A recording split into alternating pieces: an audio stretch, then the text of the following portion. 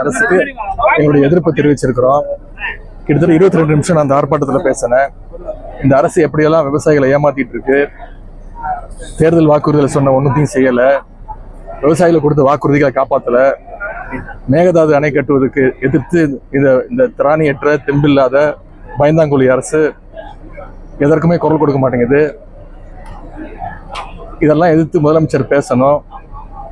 விவசாயிகளோட திராவிட முன்னேற்ற கழகம் எங்கள் தலைவர் என்னைக்கும் துணை நிற்பார், கூட நிற்பார் அப்படின்னு ஆர்ப்பாட்டத்தில் நான் பேசினேன். அதையெல்லாம் மறைச்சிட்டு நேற்று நான் கூட்டத்தில் ஆர்ப்பாட்டத்தில் பேசணும்னு சொன்னேன். இந்த தாவேக அரசு வெறும் டைவர்ஷன் டாக்டிக்ஸ் மட்டும்தான் யூஸ் பண்ணிட்டு இருக்கிறாங்க. ஏதாவது ஒரு பிரச்சனை வந்தால் அதுலேருந்து டைவர்ட் பண்ணுறதுக்கு தினமும் இங்கே இருக்கக்கூடிய டம்மி முதலமைச்சர் ஏதாவது ஒரு ரீல்ஸ் போட்டுக்கிட்டு, முதலமைச்சர் மட்டும் இல்லை, முதலமைச்சர், அமைச்சர்கள், சட்டமன்ற உறுப்பினர் அத்தனை பேரும் வெறும் ரீல்ஸில் தான் வாழ்ந்துகிட்டு இருக்கிறாங்க. ரீல்ஸ் வெறி முத்தி போய் அனைவரும் ரீல்ஸில் வாழ்ந்துட்டு இருக்கிறாங்க. இதை கண்டித்து நான் பேசினேன். அதை டைவர்ட் பண்ணுற மாதிரி இன்னைக்கு நான் பேசாத ஒன்றை பேசினதாக கூறி கட் காப்பி பேஸ்ட் பண்ணி பொய் செய்தியை பரப்பி இந்த கட்சி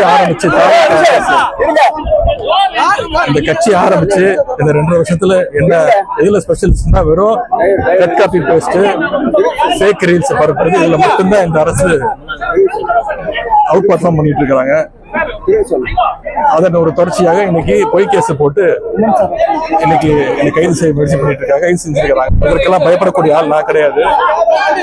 கலைஞருடைய வளர்ப்பு, திராவிட முன்னேற்ற கழகத்துடைய உடன்பிறப்பு, என்னுடைய தலைவருடைய வளர்ப்பு.